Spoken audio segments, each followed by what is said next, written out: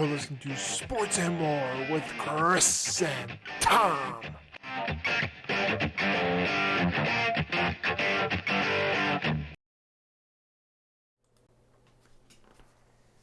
Any day now.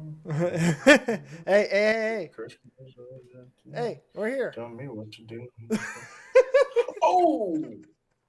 Are we on, dude? Yeah, we're on, dude. We're on. I know you couldn't hear the music, but did I? I didn't call you a jerk, did I? I couldn't hear that bit. Yeah, you might have. I meant to. No. Welcome. It's the guys with the face of radio and the voices for a silent movie. This is Sports and More with Chris and Tom. I am Chris. And I am Tom. No, Chris, you're not a jerk. I'm just trying to. I'm running out of content here. I got to think of these funny intros here. I already fell off a chair for you guys. What more do you want? Yeah. You did do that. I'm actually quite impressed. Yeah, I did do that, and it wasn't on purpose. No, it was quite funny. I did not intend on falling out of the chair. Yeah. That's just kind of how it goes really when you start the show, because you can't hear the music. I can only hear the music. So I have to let you know when we're going. It's kind of like a right. And so it's just kind of like, what is going on? Anytime, let's go, Chris. Let's go. Sometime tonight. Oh, we're going. Yeah. So. Well, anyway, welcome back to the show, folks. We appreciate you coming on and listening to us. And I don't know how many of you out there are parents, but huge shout out to you parents, especially those stay-at-home parents. Mm-hmm. I'm not a stay-at-home dad. My wife's not a stay-at-home mom. We both work. But this week, just due to some circumstances, our boys are not at daycare. And so we've had to kind of alternate days, staying home and watching the boys. And obviously, I still work from home, so I'm still here even on the days that I'm working. But I mean, and you know, I will say, like, yesterday was the first day that in a while that I've had that length of time.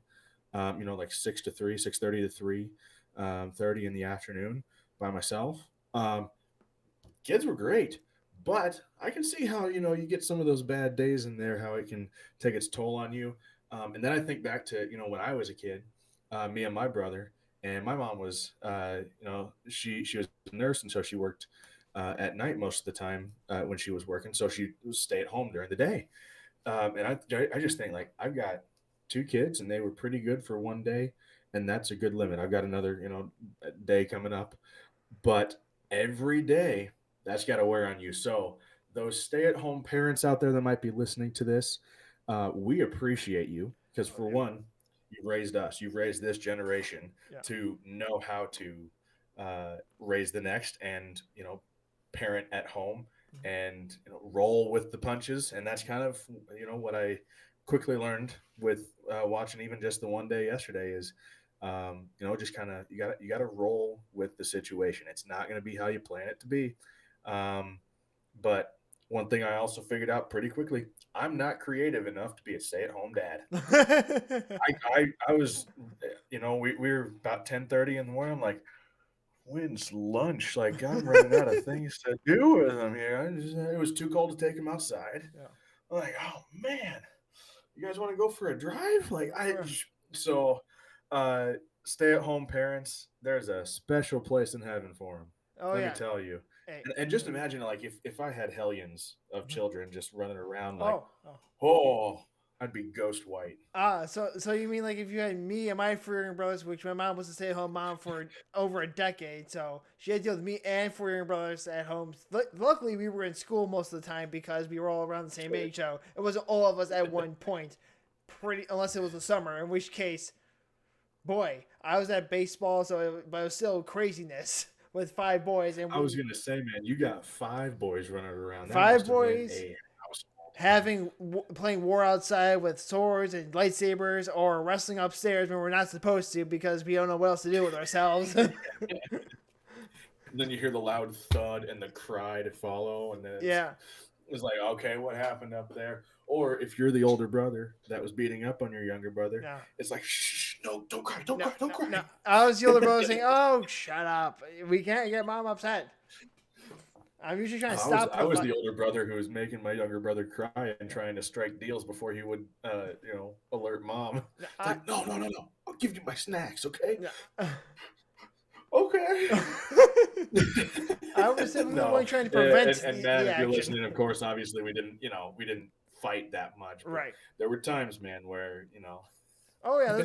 Big Brother was the bigger brother, and obviously, Hey, that happens a little. that tends to lead to some things. Yeah, that does happen sometimes, and yeah, it happens. But thank you, stay home parents. Thank you, mom, for staying home with us. I mean, I know we weren't easy. 5 boys, we were a handful. Just gonna say it, we were a Yeah, handful. but I can imagine. I can imagine, and my mom. I don't know if she listens or watches these at all, but if you do, mom, you're a saint. And thank you for staying home with us. But another individual who's going to be staying home a little bit more often Yeah. is Jon Oof. Lester. Um, he retired as of this morning, Yep. January 12th, 2022. Mm-hmm.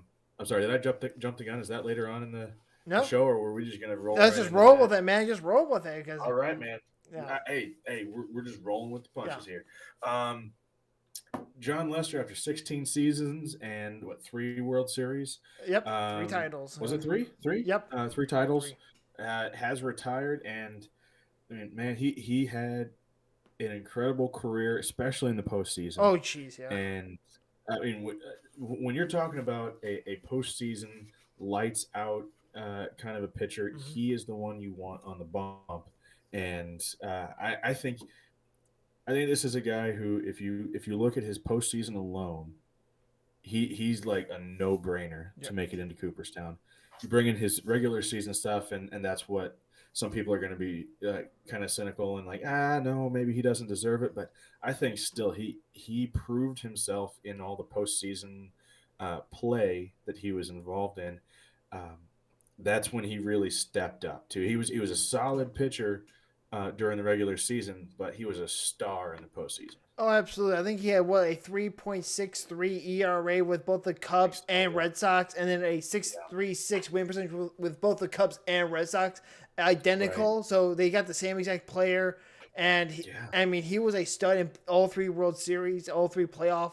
Every playoff run he was in, he was solid. I think in the Cubs 2016 run, he had a .89 ERA through the National League side of the playoffs. He was lights out against the Giants and Dodgers, so he was a absolute beast. And as Cubs fans all know, we signed him in 2015. We immediately said, okay, we're winning one in the next couple of years. I said it was going to be 2016. Again, I had to bring that up. That was that was the greatest prediction I've ever had in my sports life. And I will never have one to top it. But he was that guy you said, hey, we're serious now. We get to the playoffs, he's going to do some things that you just don't imagine. Because he had a lifetime 2.52 ERA in the postseason. He got better when the stakes got higher, which is what you want of an ace pitcher, which he was for so much of his career. Absolutely. I mean, that's the kind of guy you want him to be consistent all the way around. Which, I mean, we just talked about that. The Red Sox and the Cubs got the same player, start to finish. Yeah. But you're right. I mean, you want someone who gets the job done and is reliable to do so when the time comes. I mean, regular season, there's a lot that builds up to the playoffs, but there's quite a few guys that if you look at their records, they kind of run out of gas by the postseason. Lester did not. No. Even in the 2015 postseason, he was still an incredible threat to hitting teams across our 2 playoff runs, the Cubs' 2 playoff runs in 15 and 16. Yeah. But he was reliable and consistent, and I know he's a pitcher, but he stepped up to the plate. Yeah, he did that too on occasion. He did that too, didn't he? Didn't he have a walk-off? A walk-off game-winning suicide squeeze bunt. Suicide squeeze bunt. I remember that was the first time I had seen the whole, or I can recall seeing like not just the Gatorade bath or the whipped cream, shaving cream pie, but like just absolutely tearing to shreds the walk-off guy's jersey and hitting him with a rosin bag. Like that was the first time I saw that. I'm like, what the heck? He just did something good. Yeah. And I also didn't know if that was just like a thing they did for pitchers because of the No. Rosenberg. Like, No. but then I'm like, oh no, that was a thing that year. Yeah, that was the thing that year. Who knows why, but it was. And he also, I believe, I was at his game where he had his first career MLB hit, and it was at Wrigley. So it was everyone started cheering. He hadn't had a Really? hit in like 10 years. As I was like, or something like that, something ridiculous like that. He had been in the MLB for 10 years, not a base hit. Guys first has a cup, everyone would go, ah! And just go nuts. It was the weakest single I've ever seen in my life, but it was a base hit, and we took it. Well, hey, a hit's a hit. Yeah. It's one of the 7 ways, man. Bloop's still a single, you know. Yeah. But Jon Lester, incredible career, and when he's eligible, honestly, I think for the Hall, record and reputation alone.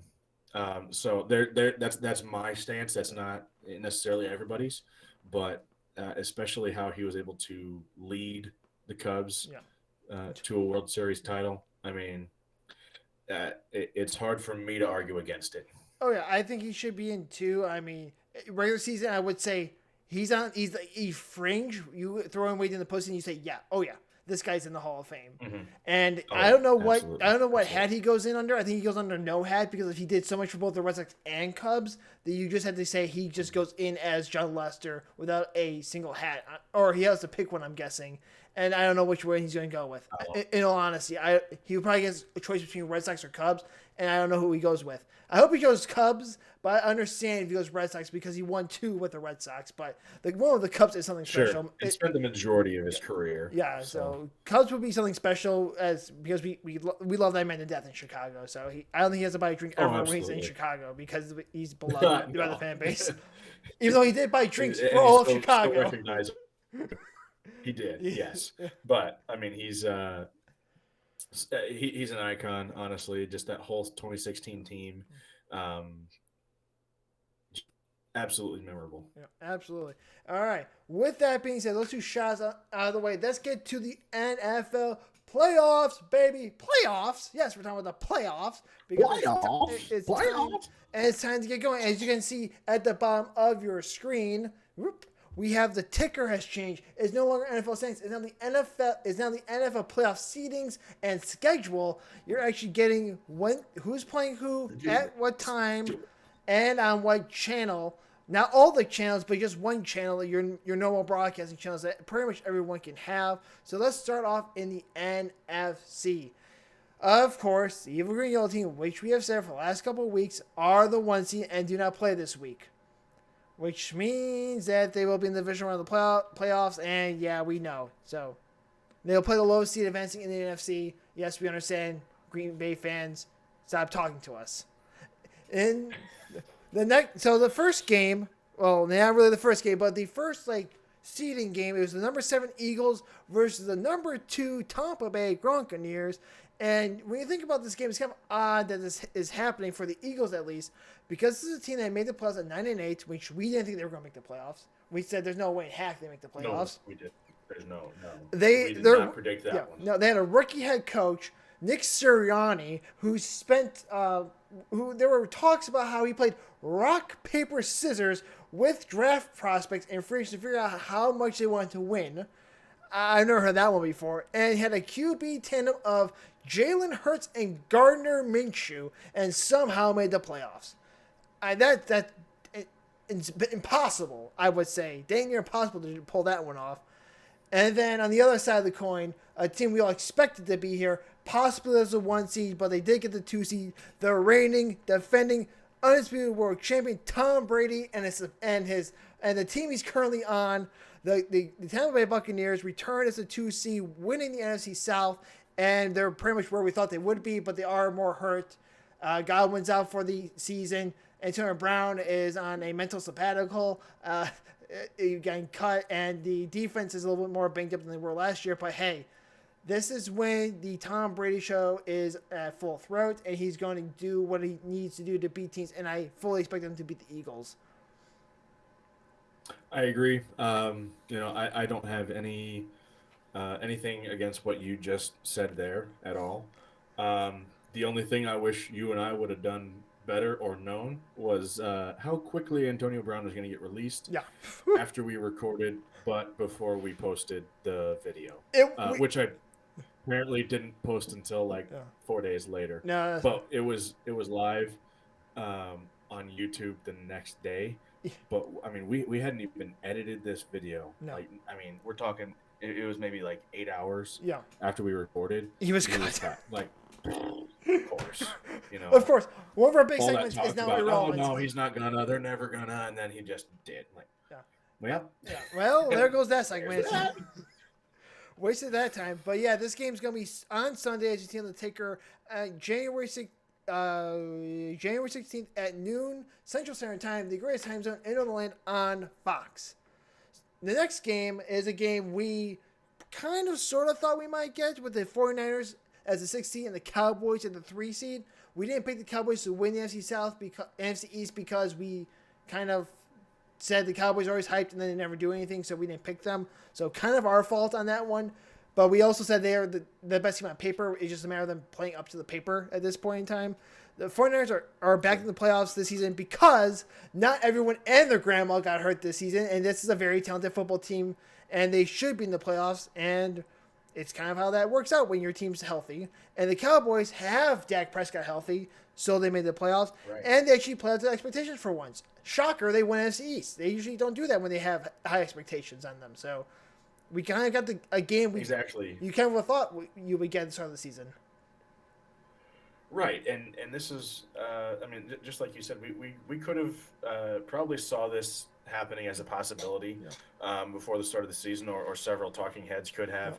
But you're right that in the past these are teams that either have been plagued by injuries, or had high expectations and fell short of them, or both, with due to injuries. And last year was certainly one for both teams. Both teams had some significant injuries affect play. I mean, especially with Dak going down and how severe that was. Ugly. I mean, we were not even thinking about football at that time. We were more concerned if that man was walk correctly again at that point. So for him to be back in the playoffs at a 3 seed and win the NFC East, I think it is incredible in its own right. And this is a game that, honestly, even though it's a 3-6, it's a toss-up in my opinion. I mean, both of these teams have talent where they need it, and there's gaps, of course, in both teams too. And so this isn't one game where it's a guarantee going in, or more or less a bye game. A bye in the sense that it's a low seed than a guaranteed win almost. But this is one that I go back and forth of who could actually take this one, and so I'm not going to pick a winner because, I mean, really, this one could very quickly flip in one direction or another. But I think we're going to see two very talented teams go at it for 60 minutes. That's a guarantee. Yeah. Oh yeah, I think it's gonna be a good game. I actually have the Niners in this game, and I'll give you guys a few reasons. One, the Cowboys in the final month of the season lost to the Colts, who had everyone and their mom on the COVID list, and were playing fourth strings and beat them 22-16, and then lost to the Cardinals, who couldn't buy a win in the final stretch of the season. So I don't know how much of a playoff threat the Cowboys are at this point. That's just me, because if you can't beat the Colts, who have everyone out with COVID, and then the Cardinals, who couldn't buy a win in the final month of the season, I'm just going to go with the Niners, who handled the Rams and won in overtime in a tight game. And I want to see the team that looks battle-tested and ready to win big games. And they're the biggest threat, in my opinion, in the NFC to any top seed team, because they're just playing good football right now.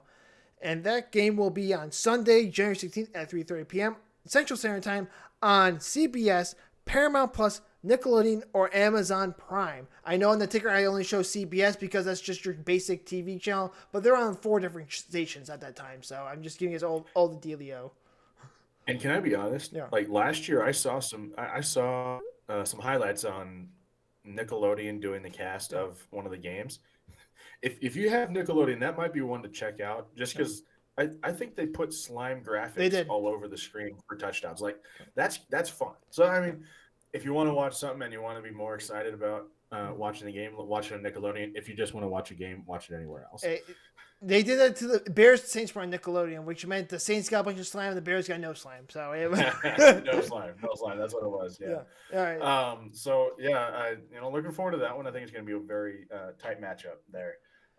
So Sunday 3:30 Central. Yep. All right, and then the final game for the NFC this weekend will be the weekend in quotation marks is the Cardinals v Rams, two NFC West foes. The Cardinals, who were the last unbeaten team in the NFC, then fell apart in the second half of the season. The Rams, who got Matthew Stafford and traded all their first round picks and Jared Goff, another who was a first round pick himself. Number one overall pick to get Matthew Stafford, are the NFC West champions. Could have been the 2 seed, but lost to the Niners last week. And it's going to be a slob and knockout fight because those two teams split in the regular season 1-1. Cardinals, again, made the playoffs, like I said, undefeated, last undefeated team standing. But in the last 5 games, they went 1-4 with their only win over the Cowboys. So not a good sign when you haven't been able to win much, which I think DeAndre Hopkins is hurt, and that's really hurting their offense. And when you lose one guy, no matter how good DeAndre Hopkins is, that should not stop your offense from scoring or winning some games. I just don't know how good they're going to be. And then the Rams, behind, as it says in those, their shiny QB, Matthew Stafford, who played in Detroit, so no one knew who he was, but NFC North fans, I'm not sure if he's going to be enough to get them into the Super Bowl, but because that defense with Aaron Donald and Jalen Ramsey was just not very good. They're average, which is hard to explain. But they have Cooper Kupp, who is a stud at wide receiver, and it's going to come down to whether or not the offense can score enough points, which is hard to think about considering that defense should be holding teams to like 16 points a game, and they just weren't doing that. Right, and that was my concern when I was looking at this matchup is that defense, especially you got 2 superstars on that defense, and now they're not holding teams the way that they were expected to. So I mean, like you said, they underperformed, and it's just as simple as that. But I mean, looking at a team that they're going against that's in a slump, has had some injury issues, and when one guy goes down, they said Hopkins, when DeAndre Hopkins went down, the rest of the offense kind of shut down a little bit. No one really stepped up in the way that we wanted or expected to see. Right. So I think that if there's going to be a week that the Rams defense is going to kind of get back into a groove, I think it could be against the Cardinals, because the Cardinals, and this is a chance for the Rams to take advantage of that. And on the other side of the ball, Cooper Kupp has absolutely been playing at like almost an MVP level. Yeah. I think personally an MVP level. Obviously, that doesn't typically go to a wideout, but I mean he is arguably one of the most productive wideouts this season. He is the most productive. I mean, yeah. So I mean, that's really. And you can't live and die. You will live and die by one player. You can't expect a win to come off of the hands and shoulders of Stafford and Kupp. But if there's a struggling Cardinals defense and a struggling Cardinals offense, you can guarantee that Stafford is going to go to Kupp all day, and that connection is going to rip apart the Cardinals defense. So I don't think, my opinion. Yeah, it's kind of going to be a weird one, because I think Matthew Stafford at times just looked like a superstar, like otherworldly quarterback this season. Other times you're like, what happened to Matthew Stafford? Because he's not hitting anyone. He couldn't hit water if he fell off a boat sometimes, is the way he's throwing the ball in some games. So it depends. If Stafford's on, good Lord Almighty, he's gonna drop 50 on you in 2 minutes. In like 2 minutes, that's how on he gets. On the other side of the coin, if he's off, he may throw the ball to the other team 5 times in a row. It's just how that goes with Stafford. So if he's on, look out. If he's off, it's off. So that game's Monday, January 17th at 7:15 Central Standard Time on ESPN, ABC, ESPN2, and ESPN Plus. So it's on the Disney, the Dingo channel, as they call it on Nickelodeon. So So with that being said, let's take a quick pause here and give like an NFC prediction.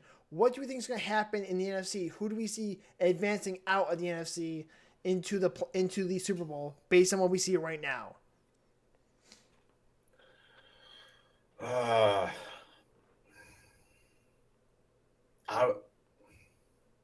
always want to keep TB12 in the mix for that, but I don't know.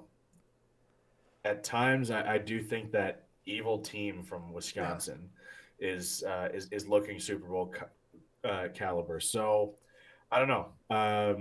If you made me decide tonight based on my loyalty alone, I'd want to say the Bucks, but as a football fan, I'd probably say the Packers have a great shot. Okay, so I'm going to tell you what I told you last year. Going to play off. Don't you bet against that man, Tom Brady. Don't you bet again. See, here. This is me saying the Packers have a great shot, so that in reality, Tom Brady gets his shot again. This is me speaking it into existence by not speaking it into existence. That Tom Brady fellow. I know the smart money says you should pick Green Bay. That's what the smart money said last year, and I said I'm taking Tom Brady. I don't care what the odds say, and Tom Brady just beat the Washington football team, beat the Saints, beat the evil green yellow team, and then beat the Chiefs. And now he gets to play at home. If they for the foreseeable future until the NFC Championship game, where if the Niners get Green Bay, you might see the Niners advance. I'm just saying the Niners are a good team. That's the one team that could stymie Green Bay before the championship game. If the Niners win, Green Bay should be a little bit nervous. But if it's anyone else, I think that Green Bay will win handedly against whoever they face. So I got the Tom Brady until potentially playing the Bucs. Until they play the Bucs, and then Tom Brady does what Tom Brady does, and he just steals the soul right from out of you. Tom Brady's going to tell the people who the real number 12 is. Hey, his is a lot that says that's the bad MFer. Hey. Oh, you always come back to that. Hey, he said that one time going into it after a play. He said, "I'm the baddest on the planet," and I believe him. Him. There's no evidence to say he's wrong at this point. He's proven it. He's proven it, man. So, all right. Well, there's our NFC rundown of the upcoming playoff games and our pick NFC championship game / representative in the Super Bowl. So, Chris, I mean, keep it going. You're the playoff guy. You're the NFL playoff guy, so I'm not going to stop you, man. I'm just going to do color commentary where it makes sense. All right, so the AFC. And sometimes where it doesn't. It doesn't matter when. As long as you give me some booms and pows and whams and stuff and metanisms, I'm okay with it. Boom, pow, wham.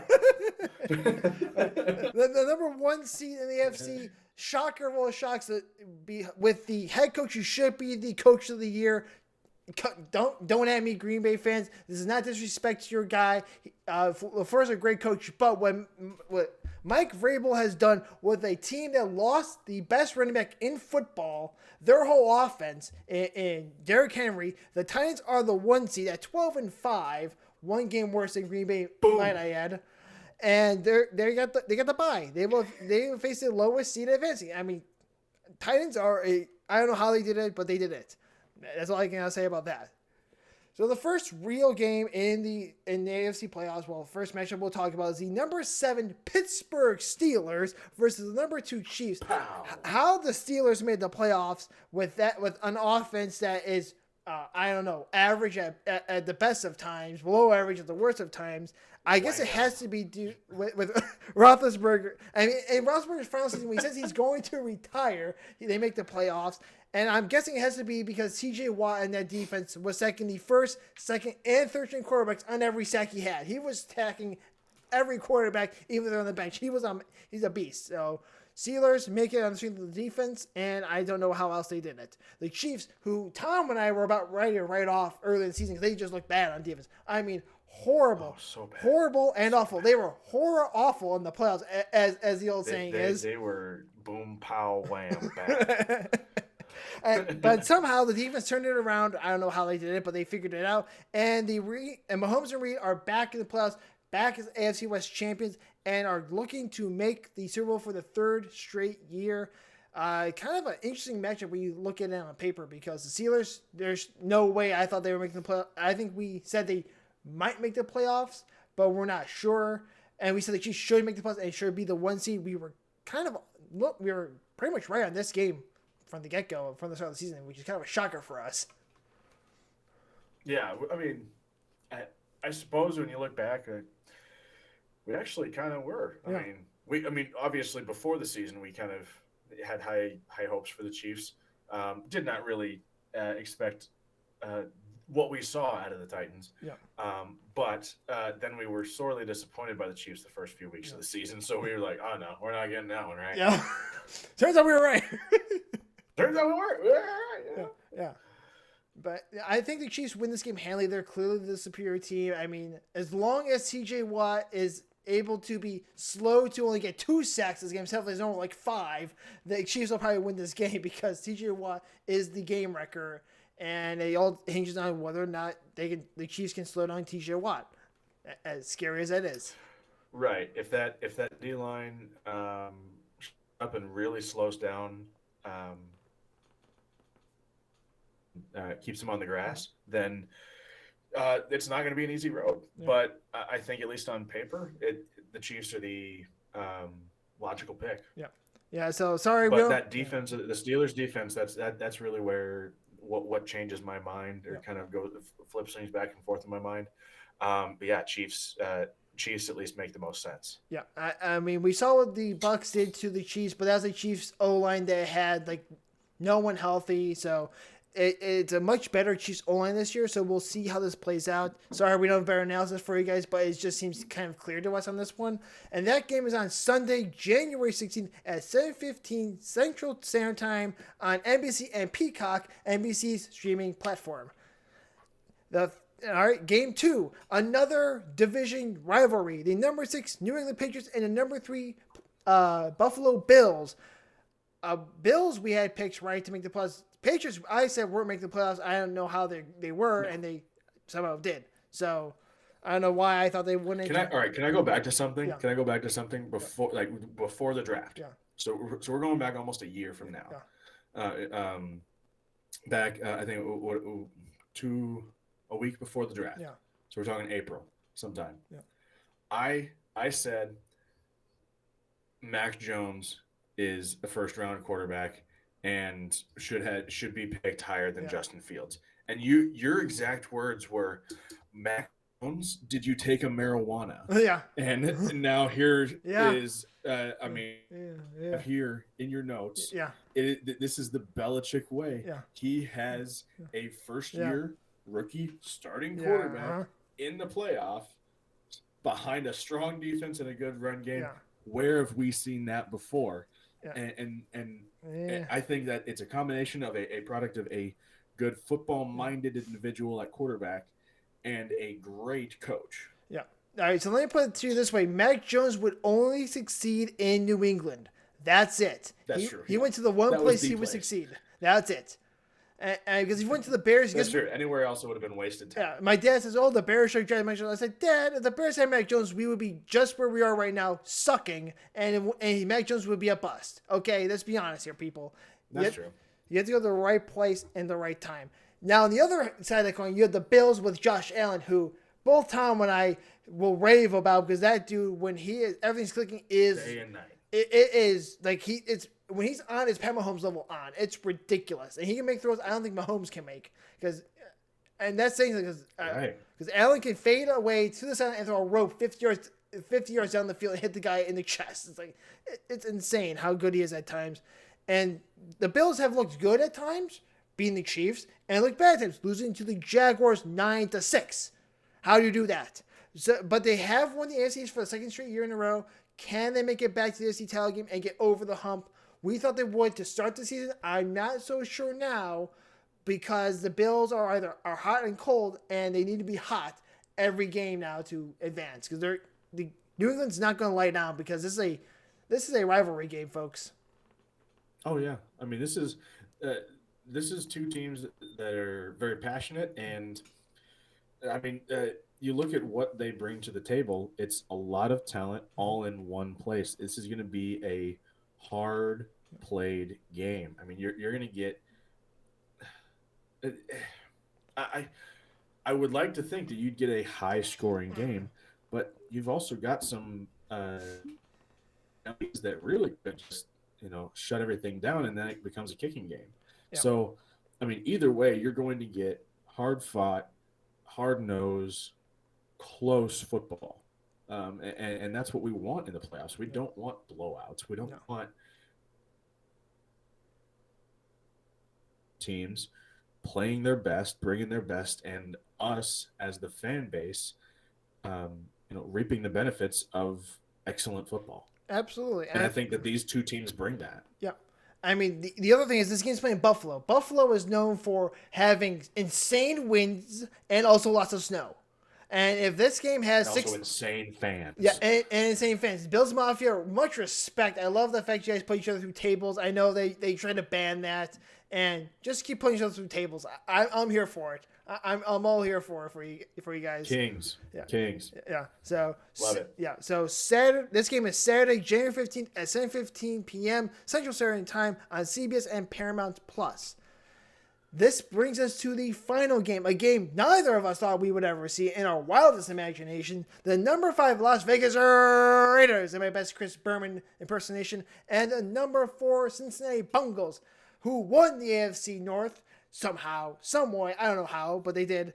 The Raiders, let's go over the Raiders really quick. They lost their head coach, first round deep threat wide receiver, and a first round cornerback, all in the same season, for various odd, inexplicable reasons. That if you had this, and if you had a bingo card that had this, you would say, "I'm losing this hand of bingo," and all these things hit at once, and had a negative point differential of -65. They were -65 and made the playoffs as the 5 seed. And Rich Bisaccia, the special teams coach turned interim head coach, is the first interim head coach to lead his team into the playoffs. Hashtag Rich Bisaccia for president of the United States of America. Because if you can do all that, you should be president. If you can do all that. Hand in the keys. Yeah, hand in the keys. Now, on the other side of the coin, you have the Cincinnati Bungles, who are now the Bengals because they're winning football games. They have an explosive... Can't call them the Bungles anymore. Yeah, they have an explosive offense. Zach Taylor, who no one thought could coach a football team because he won 5 games in 2 years, apparently can coach when he's given enough talent to coach with. Go figure.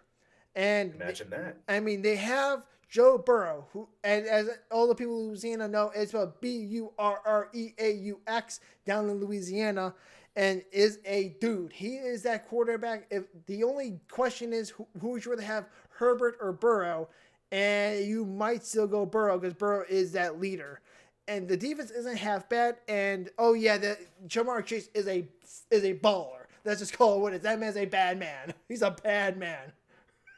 He's a bad man. He's got a bad man leading them. Honestly, I see a lot of teams that when you get a rookie quarterback coming in, he's it can go one of two ways. That guy is either going to flop, roll over, and die at the first sign of trouble, or he's going to rise to the occasion and at a very young age become a respected leader. Yeah. We've seen that out of guys that we maybe didn't expect it. I mean, Baker Mayfield is kind of like the guy in Cleveland, and he very quickly became the leader in Cleveland. I'm going to use that because he was very early on starting, and he's still there. Yeah. He's longest tenured Browns quarterback that we've seen in probably the last decade. He is, actually. He is. Yes, that's exactly my point. Is he's a guy who came in, and you wouldn't expect him to have been the leader for this long. Right. And now you've got Herbert, who was thrown into that very early and had to become a leader. You've got Burrow, who was kind of expected to become a leader, and he is, and he stepped up. And after the devastating injury last year, that very well could have been it. He said, "Yep, that's not. I'm done. I'm just gonna end up bouncing from team to team to team, and he has stepped up, and he is the guy in Cincinnati. Oh They yeah. love him there on the team. They love him in the city, and you can't deny that he brings a certain energy to the sideline and to the stadium. Oh yeah, absolutely. The question I brought up of Burrow over Herbert, who would you rather take? I think Cincinnati would take Burrow 10 times out of 10, and LA would take Absolutely. Herbert 10 times out of 10 because Herbert, born and Exactly. raised in Ohio, is an Ohio boy, and Herbert, Yeah. born and raised in California, is a California kid. They fit their hometowns like to a T. It's kind of like you have the guys. Exactly. And it's like they were built for the teams that they're on Yeah. right now. So yeah, you really can't deny that these are the programs that they fit Yeah. best and fit best to them. Yeah. I mean, the response from the fan base, from the organizations, has been nothing but positive for both of those Oh, guys. But obviously, we're not really talking about the Chargers in this playoff picture. But because as far as the Bengals, we and maybe it's a matter of they have a more competent doctor. Hashtag Tyrod Taylor. But I think, hey, I think we, the doctor did that on purpose because he saw Herbert was better than Tyrod Taylor and said, "Get this guy out of the game." he was there at practice. And he was like, you know what? Yeah. We got to accelerate this. We gotta speed this up here. We got to speed this up. Sorry, man. Let me pop your lung real quick. But all kidding aside, I think from where we're starting this matchup off, excuse me. I'm gonna go Bengals because they're no longer the Bungles. Joe Burrow has brought the Bengals out of the Bungles hole and is no longer the bung hole. Excuse me, the Bungles hole. I don't know whatever deep dark hole they were in, they are now pulled out and are rising to the occasion. I had to agree. I got the Bengals in this game all the way. That team is hard to stop on offense, and I know we haven't talked about the Raiders very much. Because the Raiders, I mean, it's not. We're not trying to insult you guys, but the Bengals are just better on defense and offense. So sorry, guys. But this is a special Bengals team. But not that the Raiders are not special, but I mean, we haven't seen a Bengals team like this. Yeah.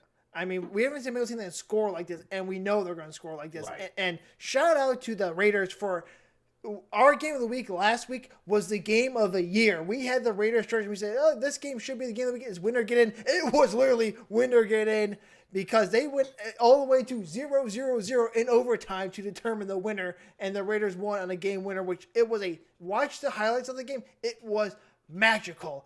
Justin Herbert is a quarterback I want on my team. We need to trade the whole organization for Justin Herbert at this point.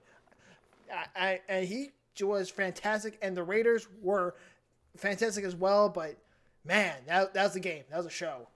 That was, and we talked about how both teams very easily could have made it look like an accident that they would tie and both make the playoffs. They said no. We're going nuts to the wall, and we are going to play football the way that it's intended to play, and they did. Brought a show, and I mean. Yeah, it's unfortunate the Chargers can't make the playoffs, but that sucks. We got a storybook ending to that game, and now we've got a fantastic matchup of the Raiders and Bengals. Yeah.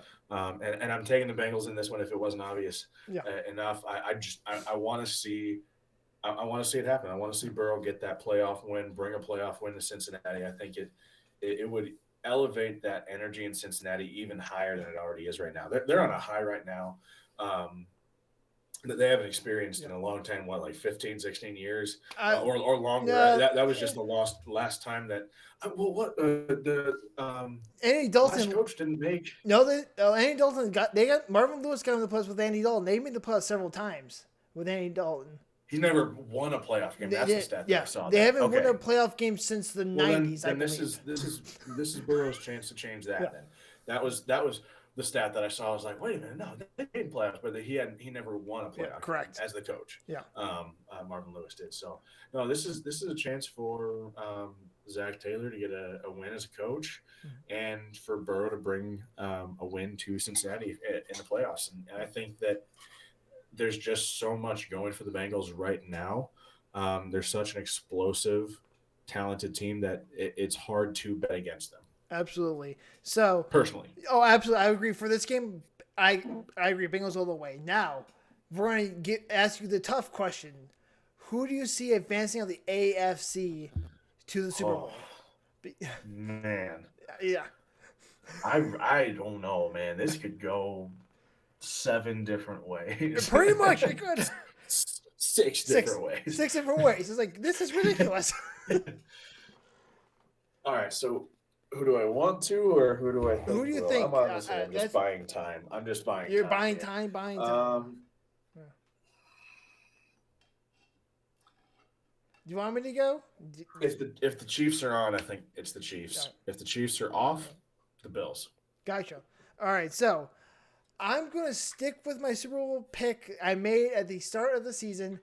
Buccaneers, Bills. Let's go, Bills Mafia. And let's see if I get the end of the year right. I doubt I will. I don't know if the Bills can get by the Patriots and the Titans and the Chiefs, who they'll potentially have to go through. But Bills, if you can, I would like to say I made another accurate call, and I'd like to add that to my tally of accurate calls on the show. But I don't. If we get Bucks Bills, I'll wire you $10.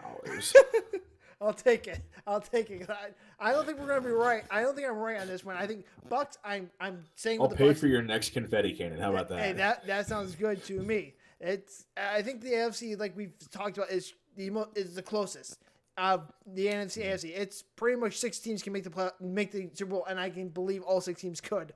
The Steelers are the only team I say there's no chance. I don't see them getting by the Chiefs, and then getting by the Titans, and then getting by perhaps the Bills. I don't see it. I just don't see it happening. Sorry, Steelers fans. I just don't see it. Agreed. And I think, being realist, you can kind of put that all together pretty easily. So, Absolutely. yeah, I'd love to see Bills. Yeah. I'd love to see the Bills. Yeah. So, but I don't know. Very easily could be the Chiefs too. I apologize. My second monitor just went out. So Sorry. here Hey. we go. But hey, it's not my segment anymore because it is not time for Tom's take. Oh. I'm sorry. I know that this is a crowd favorite. Well, I mean, if I was the crowd, it would be a crowd favorite. It is a lot of fun listening to Tom's sake. Because sometimes I just lose my crap and go off the rails. Yeah. Last week we got to hear really cool stuff about Toby Thomas, awesome outdoorsman entrepreneur down in Oklahoma. But this week I get the honor and pleasure of sitting back and doing nothing for a few minutes, which is by some people's comments, just another day at the office. So, Chris, welcome to Chris's Take. Hey, let me hit you with that sweet intro because I love the intro way too much. Let's go to the intro. Let's get serious because this is Tom's Take. And here we are on the set of Chris's Take, and Tom and I were going back and forth about wanting to do a topic, and I was just so heated. He just says, hey, Chris, you take this one and go at it. And this is about our very own Chicago Bears organization because in a span of about 6 hours, they showed why they are a bum franchise, why they're a clown franchise. On Monday, January 10th, on a day we should all be celebrating as Bears fans, when Ryan Pace and Matt Nagy got fired. Yes, I know we're supposed to be sad. People get fired. We don't want people to lose their jobs. But these guys are millionaires. We're kind of not as upset about it. So we were kind of happy. We were like, okay, we're going to change things up. And then the chair stooge named George McCaskey stepped to the microphone and did George McCaskey things. And he did 2 things that I don't know, and if anyone's better at doing them. He managed to do both. Pee off every Bears fan on the planet and unite them in their hatred against him. I don't know anyone else who can do it. He does it so well every time he steps to the microphone. I mean, it starts off with him giving a tribute to Jeff Dickerson, who passed away. ESPN reporter, we talked about this on the show. Great reporter, long time cover the Bears for CNN, and then used that and talked about his son's now without a father, and they used that whole thing to chastise Bears fans who chanted "Fire Nagy" at Nagy's son's high school playoff game. We know they were idiots. You don't need to go this route to do that. You donkey. You donkey is all I gotta say. You donkey. You went there, and that immediately ticked me off listening to the press conference. He then made the announcement that stunned Bears Nation by saying Ted Phillips would no longer be a part of football operations. I wasn't born yesterday, but having the Bears sworn for decades, Ted Phillips makes zero football decisions. They've said that for decades. He makes no football decisions. So now they've changed that. I wonder why. And he said the new Bears GM would head all football operations. I said, okay, good. I would rather have a football operations guy be there. So there's someone between the GM and George McCaskey, because George McCaskey is not great at the football either. So then he goes on to say, all right, let's talk about the search committee. Who's going to be searching for the next Bears GM and head coach? It's himself, obviously. He's the chairman of the Bears and the highest ranking officer. Ted Phillips, who he just said 2 minutes ago isn't going to be involved in football operations. So why the heck is he talking about is he in the hiring process? Bill Polian, who hasn't been in the NFL for over a decade. Yes, a Hall of Famer. Yes, respected executive in the NFL, but he hasn't done this in 13 years. But he did write a book. So therefore, he knows what's going on. The vice president of player engagement, Sue Campbell, who knows the Bears organization, the players, who knows who the players will respond to. Okay, I guess. And the senior vice president of diversity, equity, and inclusion, woke preacher, Tanisha Wade. Sorry, I do not want that person involved. I want football people making football decisions. After highlighting that the GM will report directly to himself, George McCaskey went on to admit he's just a fan and not a football evaluator, which means why the heck is he reporting to you in the first place? And so after he goes on for a long 15-minute speech, boring everyone and making everyone ticked off, he then answers questions from the media, which was just worse than his initial statements. When asked why Ted Phillips is going to be part of the head coach search and GM search, even though he's not doing football stuff, he says, well, he trusts Ted's judgment pretty much better than his own, which is kind of silly, and which was made worse because later on in the press conference, Ted Phillips was asked, do you have any regrets about hiring Matt Nagy or Ryan Pace? And Ted Phillips said, no. So why the heck do we need to hear this man's perspective about head coach and GM? And then he also was said in this press conference about how the NFL is a wins and loss business. Doesn't matter how nice a guy you are, all that matters is wins and losses. A reporter then asked him, why the heck do you have your job when your win and loss record is 79-97 with 5 double-digit loss seasons and no playoff wins in your 10 years as chairman? Why the heck do you have your job? Essentially, it came down to his mommy, Virginia McCaskey, makes the decisions, and therefore he still has a job, but she's very, very disappointed in him. I wish my mother was doing all my evaluations of my job. Sorry, Georgie boy, but I'm coming at you for your mommy giving you a good grade. When asked if they would hire a coach before a GM, George said they would not rule out the possibility of hiring a coach before a GM. If you do that, how is the GM the head of football operations? I'm sorry, it's a stupid comment. He then insults a reporter, David Haw, who covers the Bears on 670 The Score, NBC Sports, when he was trying to answer a question, even though his mic was muted. George says, may have been the best question you've ever asked. David Haw comes back with a line that just, in the world of social media, just slays George McCaskey by saying, I'm sure I will get a better an answer just as good. Just kills George McCaskey after his comment. He then goes on to say, for those of you who don't know, there's this story Olin Cruz told about when what's his name? Harry Heastand was still the O-line's coach for the Bears when Matt Nagy and Ryan Pace were there, and he was talking about coming in to help coach up the O-line. He got a job offer for $15 an hour to serve as O-line consultant. $15 an hour for a former Bears player. George McCaskey went on to say that Olin Cruz, who is a former Bears center, Pro Bowler, and captain of the team, a habitual liar. George McCaskey is a narcissistic fool. Cruz went on to the 6-inning score afterwards to say, hey, I called Harry Heason and Ryan Pace to confirm my story, and both said it was true. Pace went on to say that George McCaskey knows nothing about the story because McCaskey knows nothing about what happened all those years ago. George McCaskey and the Bears organization do not care about the fans. They are garbage individuals. They hate their fans and do not care if the Bears win games. And at this point, I am advocating every Bears fan who shows up to a Bears game in Chicago, wear paper bags over your heads, or until the Bears sell the team or George McCaskey is no longer the chairman, or at this point, change who your allegiance is to, because gosh freaking darn it, the McCaskeys suck at their jobs. And Tom, I'm going to bring you back in. I'm sorry, I got heated. I am ticked off at this organization. This organization is the worst of all time. And Tom, you're back, and I know I got heated. I know I'm ticked. I'm sweating a little bit, and you usually don't see the side of me, but I am ticked off at this organization. Chris, I just got to say, you're not sweating, you're glistening, because you just said everything that every Bears fan, every true Bears fan is thinking right now.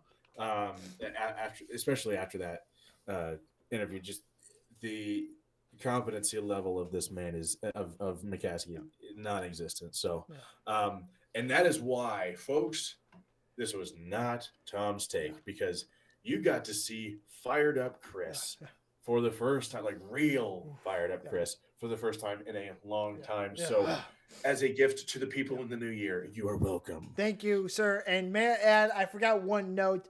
This is the same organization that did not hire Colts GM Chris Ballard, because Chris Ballard came in and said that he would not report to Ted Phillips if he was going to be hired as GM, and he would trade Jay Cutler the second he was hired as GM. And that's why he wasn't hired as GM of the Bears in 2015, and we got Ryan Pace instead. Let that sink in. So we're paying for that one. Yeah. And let that sink. Oh, another one. We didn't hire Dave Taub, who was the Bears special teams coordinator, with Devin Hester, Brad Maynard, Robbie Gould, epic special teams coordinator, because in 2012, when he was interviewing after Levy was fired, he said he would trade Jay Cutler if he was the head coach. And that's why we got Mark Trestman instead. We got Mark Trestman because Dave Taub had the guts to say we got to trade Jay Cutler. These is who's in charge of picking the next GM and head coach. I do not trust them. I'm sorry. I have no trust. I have none. I'm out. All right.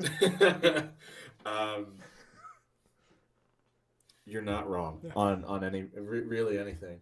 I mean, like I said, you really kind of verbalized a lot of what Bears fans have been thinking for a long time, and really just kind of come to a head recently. So,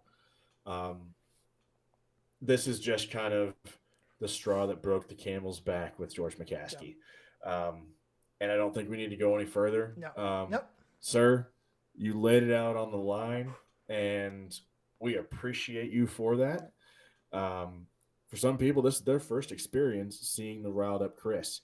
And I want to see hashtag Chris's take down in the comments. If you want to see more fired up Chris, we might just rename the entire segment, and I'll just start sitting back. I'll just sit back all evening and watch you talk about playoffs, watch you rage about the Bears and whatever else. Man, this is gonna be a fun time for me. Hey, I don't get fired up all that often, but when I do, it is up to a 12. It's all the way. There's no stop. Bro, you are looking at a 12 in the rear view mirror. You're looking at about a 27 and a half.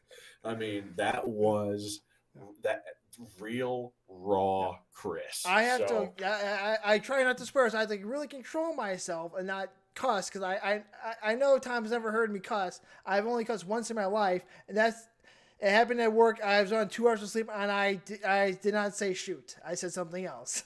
Oh man, why didn't I work with you? Just because I know you, that would have been just like I would have looked over like, who's in Chris's desk? A coworker wrote on the calendar, Chris swore for the first time. That is fantastic language. Chris, with that, why don't you go ahead and just take us to this outro? Nice, easy, breezy outro. You can cool down, you can stop glistening, and you can take it easy the rest of the night. All right, so please follow our Facebook page if you'd like to get more information regarding the show and get updates about when we're recording or see Tom's posts throughout the week about things that have happened. Or you can email us at sportsandmore with CT, capital C, capital T, at gmail.com. Look at how easy, breezy, beautiful color girl that was. And because I know that there are some people that don't listen all the way through the outro, I'm going to put something out here. If you have made it this far, go back to Facebook, or if you're on YouTube, comment this little fun fact, because this is going to be just kind of a test. The people are still here. It's a weird one. Tigers can carry twice their body weight up a tree. So that's a good one. Yeah, thank you, Pancake. There's a kid on my travel team about 10 years ago. We nicknamed, or his nickname was Pancakes. So he just kind of popped into a conversation one night as we were hanging out at a hotel for a tournament. Said, "Hey, tigers can carry twice their body weight up a tree." So if you made it this far, comment: tigers can carry twice their body weight up a tree. I don't care if it's right or wrong. I just want to see that in the comments.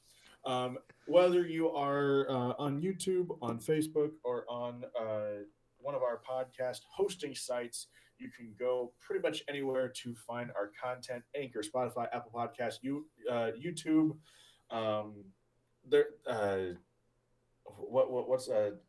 There's another one on there that I had heard about before. Stitcher, I think, is another podcast on that now. Yeah. Jeez. So wherever you got us, take us with you in your pocket, on your phone, on your iPad. We'll be there for you day and night, whether you like it or not. If you are watching on YouTube, please click the like button, subscribe. If you're given the option to toggle those notifications to all, please do. Otherwise, helps us out when you comment as well. So comment that tiger fact, and I bet you're all trying to scramble to remember what that was. So head back about 30 seconds and figure it out. Absolutely. And that is all I got. Bells, whistles here, buttons all over the place. Click them. Hey, absolutely. And that nickname of Pancakes is almost as good as a player on my high school team whose nickname was Pillsbury. Pillsbury. Pillsbury.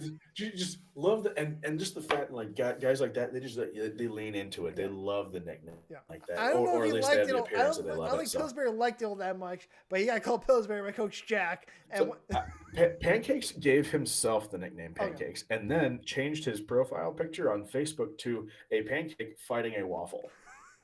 So there's Pancakes for you.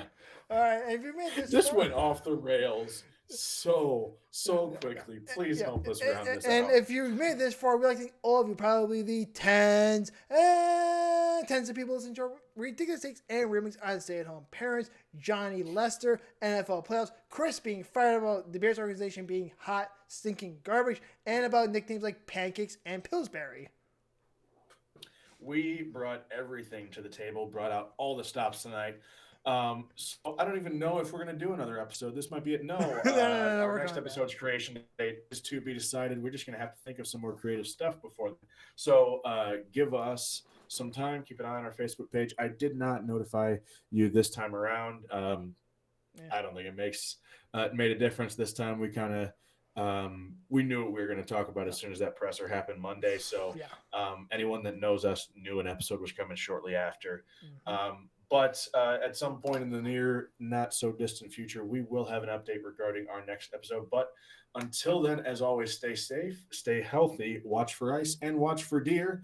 And above all, stay free. # sell the team.